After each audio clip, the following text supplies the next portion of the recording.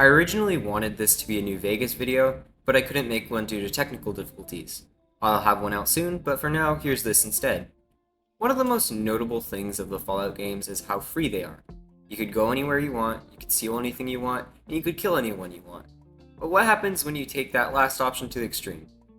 As today we've aimed to find out, can you beat Fallout 4 if you kill everyone? Loading in, I made sure to make my character look like someone you wouldn't want to approach, and then gave him a fitting name.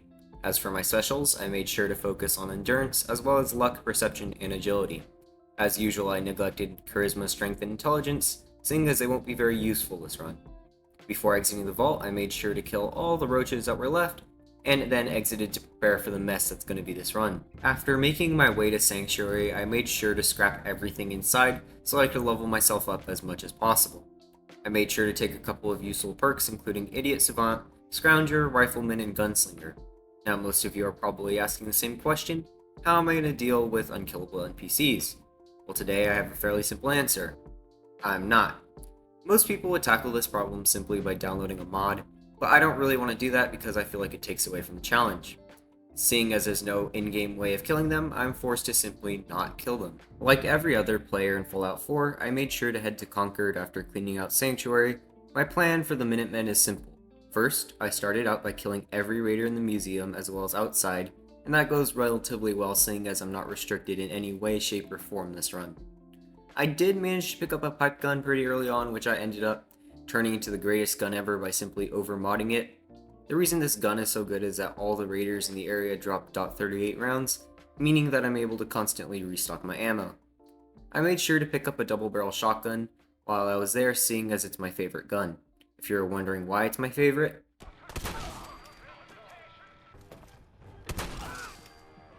now the obvious threat in Concord is the Deathclaw. Luckily for me, I had a plan, and things went perfectly.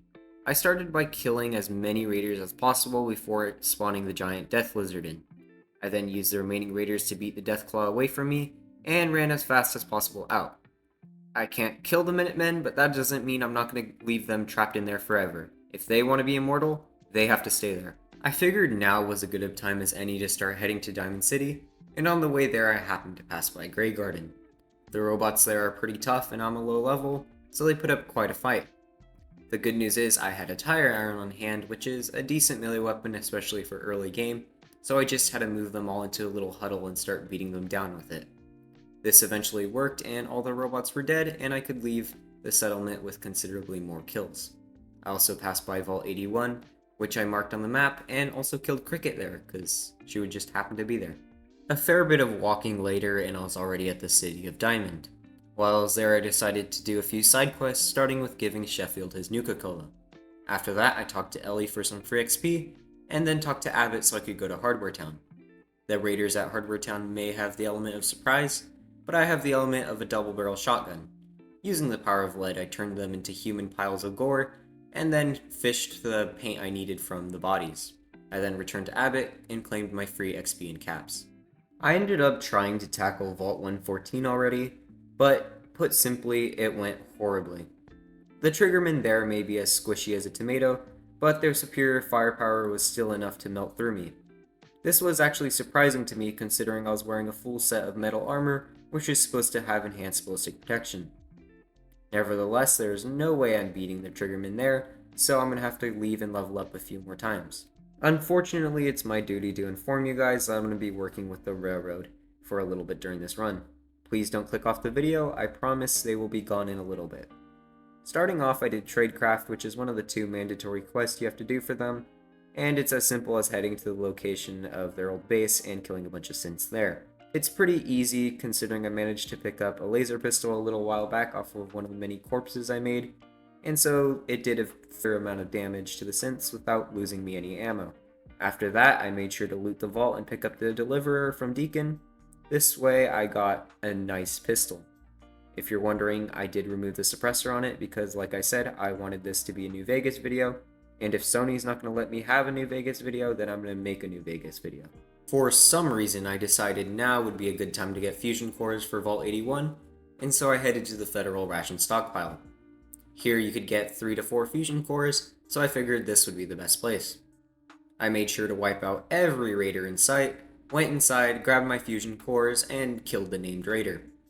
After that, I made my way over to Vault 114 again, because for some reason I got lost and headed to the wrong vault.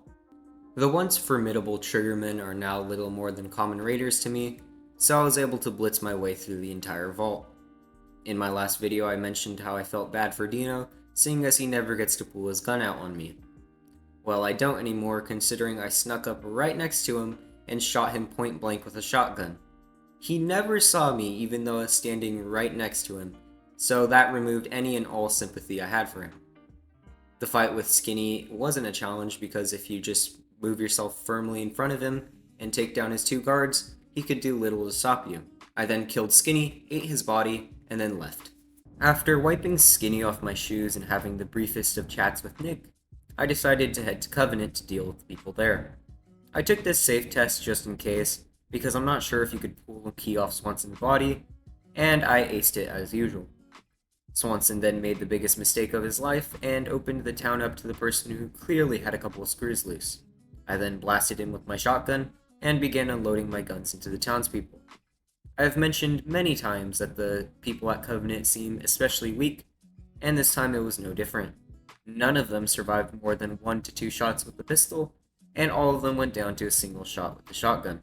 The only thing that stood a threat were the turrets that are on the outskirts of town. Thankfully, I'm allowed to have guns this playthrough, so I was able to take them out. Something I found remotely funny was that both Honest Dan and Deezer didn't care that the townspeople got massacred right in front of them, so I was able to line up a dramatic kill shot for both of them. Before entering the compound, I killed the fisherman that was inside, and began the massacre inside. Now the people there are cut from the same cloth as the people in town, so they all go down to a single hit with a shotgun.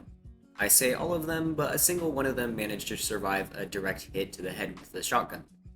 Not sure how he did that, but hooray for him. Anyways, moving to the main room, I just blasted the doctor as I entered, and then freed the rogue synth. I then shot the rogue synth, because who needs them, and finished the quest. Wiping Covenant off the planet seemed to jog my memory a bit, considering I headed back to Vault 81. Something that surprised me about the vault was there was a surprising amount of unkillable NPCs around. In total, I believe I counted 7, which is shocking because Good Neighbor only had 3. This didn't stop me from killing everyone and anyone that came near me, and so before long the vault was painted with the residents' blood. After dealing with the cavemen, I decided to holster my gun to make a dramatic exit clip, but in a bizarre twist, all the residents forgave me. Despite the fact that I wiped out the entirety of their security force and 90% of the residents, they simply did not care. In fact, they were so unfazed by this that they just went on with their normal schedule, stepping over their fellow dwellers' bodies. I'm not complaining about this, so I was off to my next destination, which was Trinity Tower. Now, I don't technically have to kill any of the mutants here, but I do anyways, cause what's the fun in not killing them? I then made my way to the top of the tower where Fist is sitting, and I used a stealth boy to sneak past the big green mean machine with the ironically named gun. I then let Rex and Strong free, and the 3 of us battle our way down to the tower. I then rode the slowest elevator ride ever, and got to the bottom and talked with Rex. This completed the quest, meaning I can now kill him, and I did. Surprisingly, Strong didn't get mad at this, he just did not care that the guy got his head blown off in front of him, and he went on his merry way over to Sanctuary. After this, I figured it was time to do a couple DLCs, so I started with Nuka-World. Now, the gunners outside Nuka-World can be a threat, but unfortunately for them, I watched the John Wick movies, and so as soon as I took out one of their snipers, I picked up his gun and started knocking some of them out with it. The biggest threat in the station ended up not being the Assaultron or the gunner commander that was there, but rather the gunner commander's gun. When I took her out with the sniper, she dropped her gun and for some reason the other gunner that picked it up had god aim with it and managed to take me out a couple times. The good news is the sniper his buddy dropped had a fairly decent mods on it, and I was able to use a headshot to put him 6 feet under. I then entered the building, got killed by the Assaultron, reloaded a save, didn't get killed by the Assaultron, and then talked to Harvey, but by talking I mean I shot him. The Raider Gauntlet can be super challenging on your first playthrough, but once you complete it once, you can usually complete it multiple times after that with little effort, so the same held up here.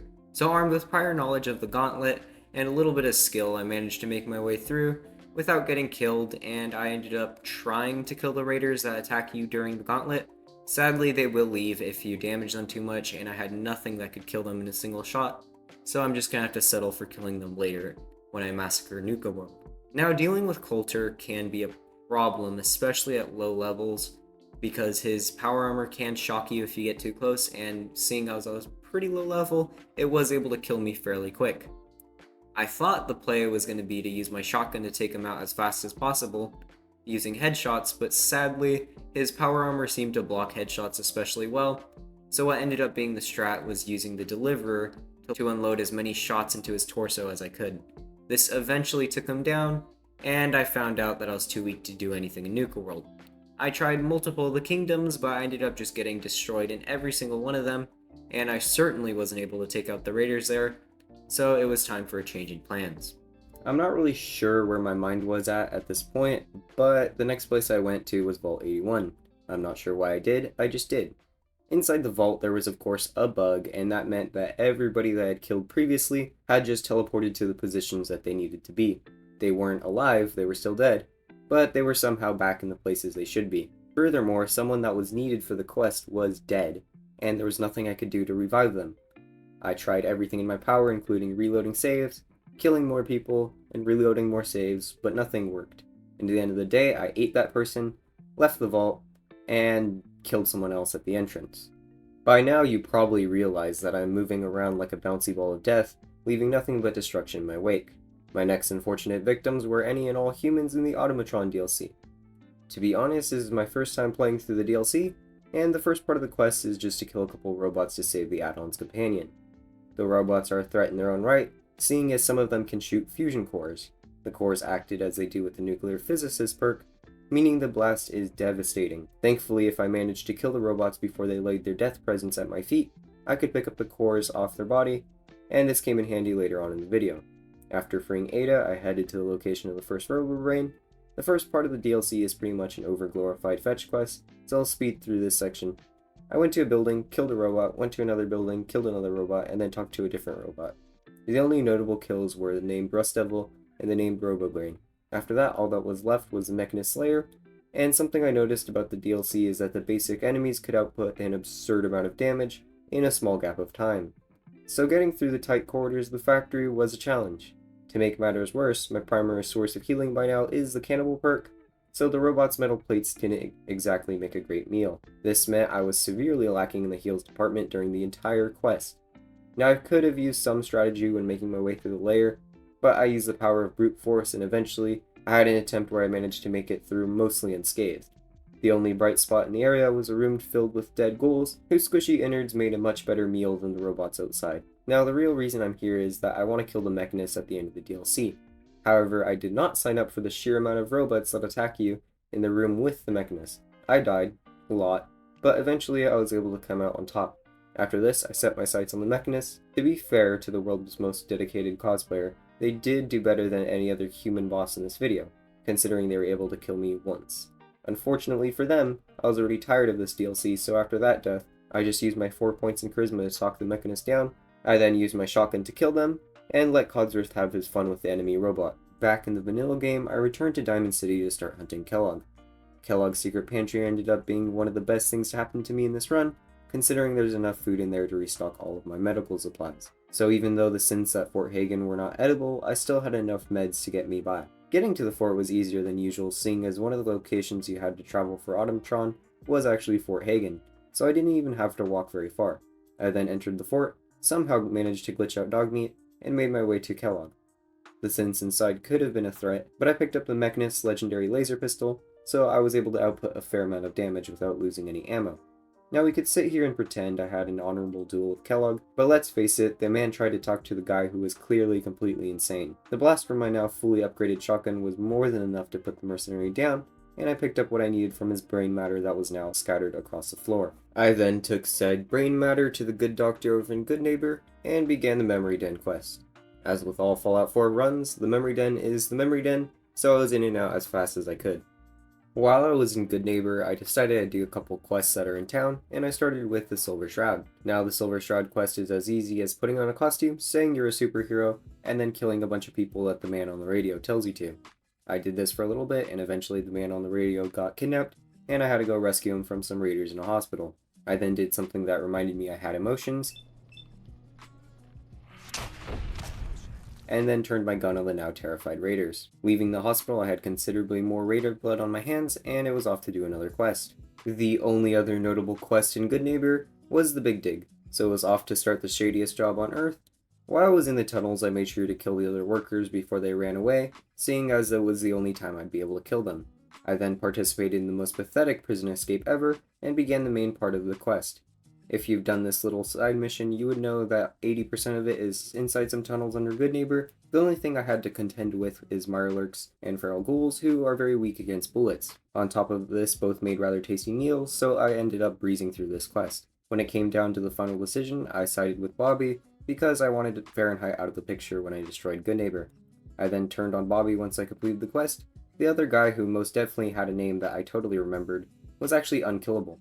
I tried doing the quest in a different order, and it just resulted with him fading away out of existence, so I guess I'm just gonna have to settle for not killing him. That is basically all I had to do in Good Neighbor, so I was off to the Great Green Wasteland that's not Fallout 3 to talk to a smart ogre.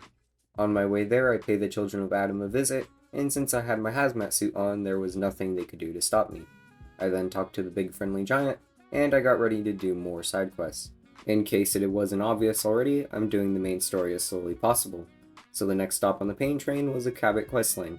I usually do this quest pretty early on, considering you could get a full set of combat armor as well as a good amount of caps from it, but I made sure I was a decent level this time, and the only reason for this is because I'm gonna have to kill Lorenzo at the end.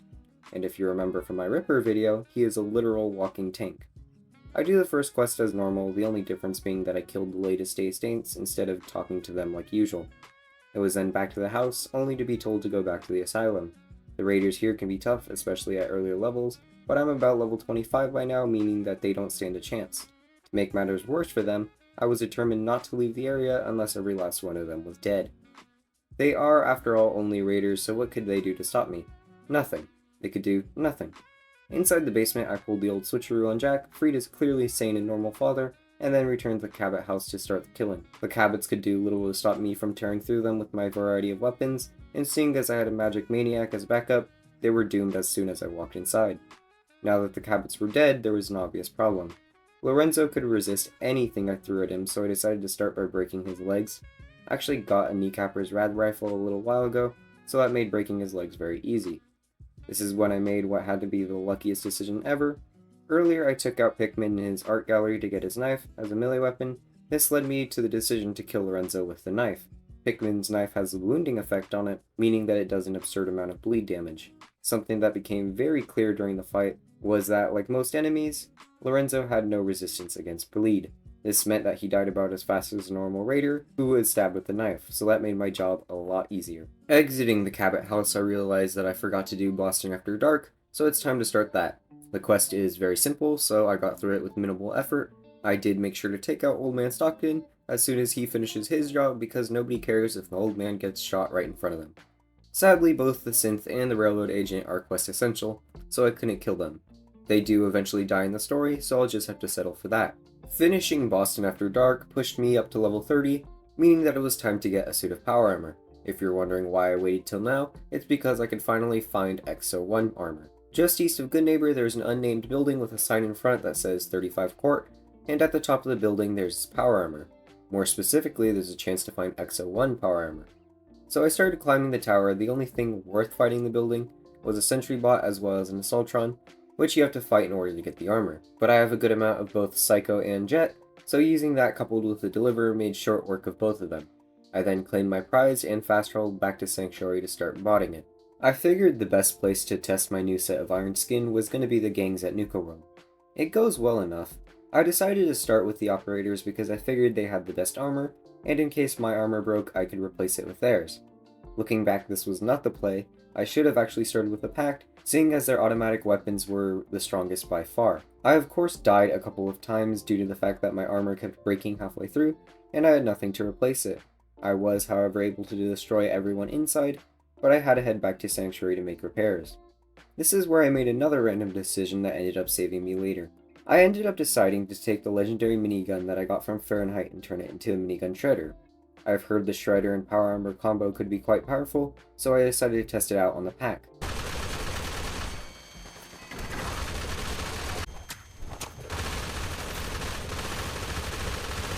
After enjoying the pure bliss that was destroying Nuka-World, I made a bit of a rule for myself not to use the shredder too much, seeing as it would make the entire challenge a joke.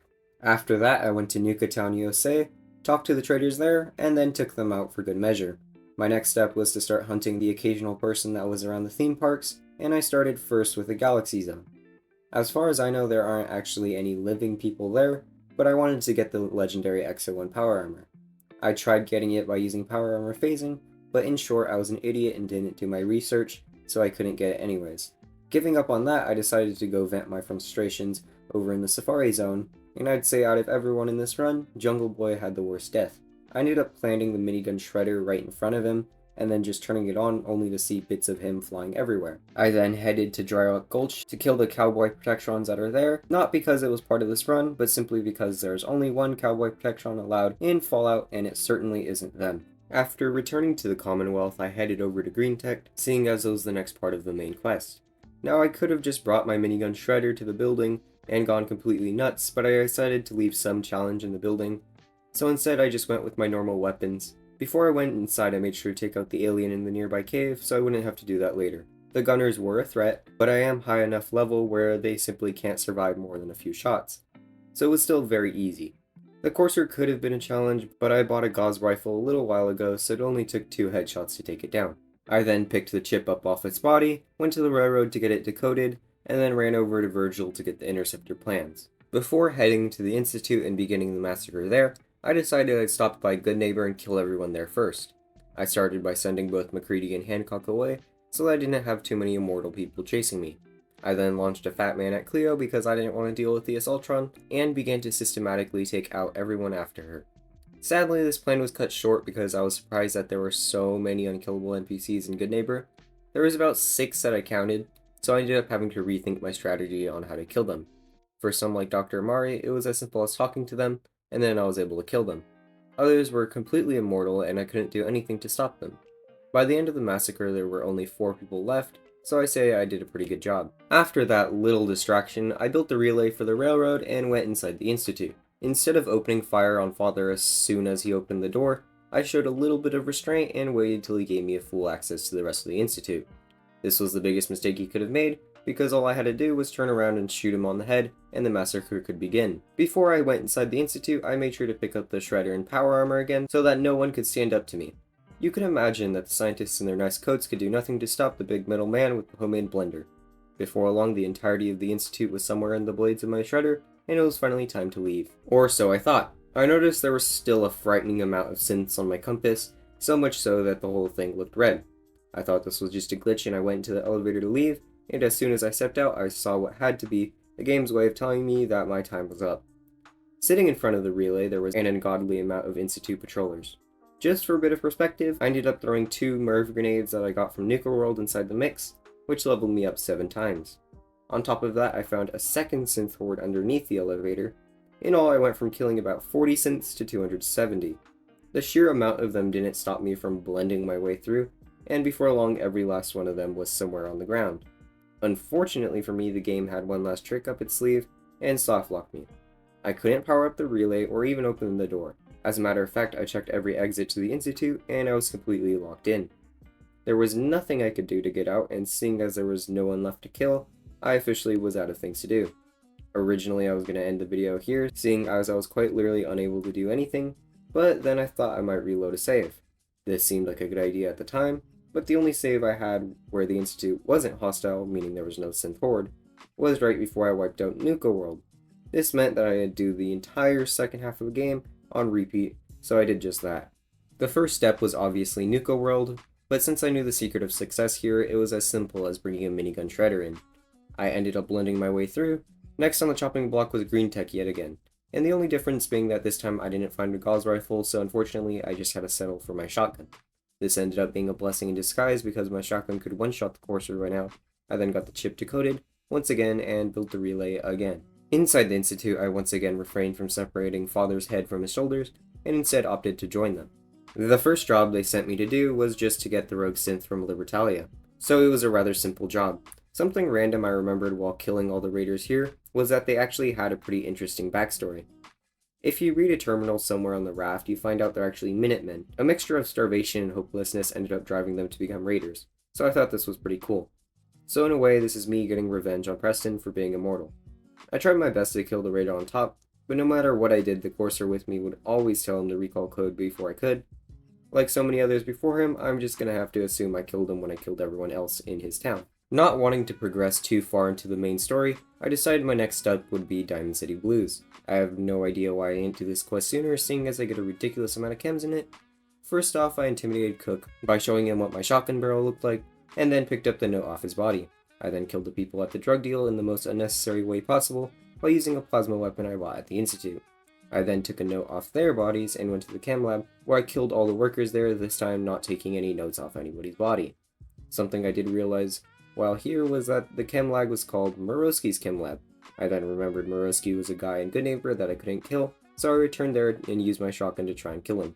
He ended up surviving the first hit, but I'm using a double barrel shotgun after all, so the second shot was more than enough to put him in a grave. I'm not sure why you're only allowed to kill him after you complete Diamond City Blues, but I digress. I was then sent by Father's Son to use my destructive powers at Bunker Hill, so I did just that, first by killing all the settlers and then the Railroad and Brotherhood agents. Most of the Railroad agents were now using Gauss rifles, so I was able to get a new one. I just felt like I had to mention this simply because no one at any point put up much of a fight, so I needed something as far as audio goes for the clips. After that, I killed the synths that were making everybody oh so crazy and headed to the CIT rooms to listen to Father-Son whine. I then told somebody they were a liability, headed to the building with a fancy gizmo in it, and began killing there. Yes, I could have just brought my power armor in and skipped the entire level, but by now I'm so overpowered that nobody can stand up to me, not even the Brotherhood Knights. I then stole the Agitator, killed the Sentry Bot, and then killed every last Brotherhood member inside the building. I do mean that literally, I even managed to tick off a little quest mark for it. After that, I made the best speech in the world, plugged in the gizmo to the reactor, and finished most of the quest for the Institute. Also, when I was in Diamond City, I may or may not have killed Travis. The Institute then gave me the best news in the world, in that I get to kill the Railroad now.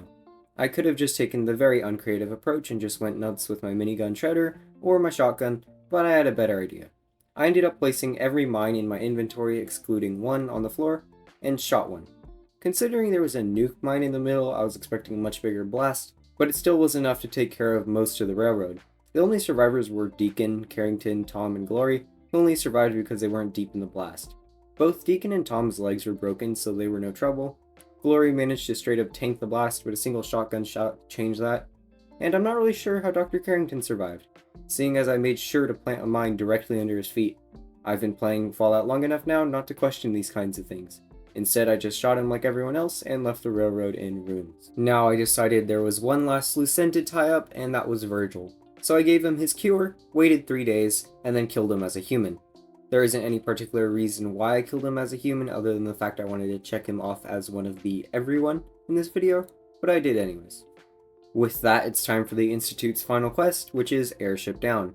I've never done this before, and basically it just makes you fight the Brotherhood at the airport. The Metal Men are a lot stronger than anything I had faced up until this point, but they never managed to actually kill me. The reason for this was that I saved the rest of my plasma to use on that plasma weapon I bought a while ago, and to say it was effective would be an understatement. Even the Knights and Paladins in their full power armor couldn't survive more than 4 hits from it, and on top of that, anyone who wasn't wearing any head armor would go down in a single headshot. I ended up spending most of the time looking for all the Brotherhood big boys, but sadly I never got to fight any of them. I say that, but I know for a fact I killed both Quinlan and Tegan. At some point, it's just they're both proctors, so it doesn't really matter. I did see Elder Maxon, but sadly due to either a stroke of really good or bad luck, I managed to miss a shot on him and hit his vertebrate pilot. This meant that the big scary Elder ended up just falling to his death. I really wish I got to fight him, but there's nothing I could do about it now. The quest is really simple, so all it really was a zone defense, but I did so much backup that nobody could stop me. So with that, the airship fell down and everything blew up. That's quite literally what happens at the end of the quest. I returned to the Institute after this, and instead of telling Father what a good job I did, I blew his head off instead. This somehow still counted as talking with him, so I got all the XP from finishing the final quest, and it was time for the eggheads to die.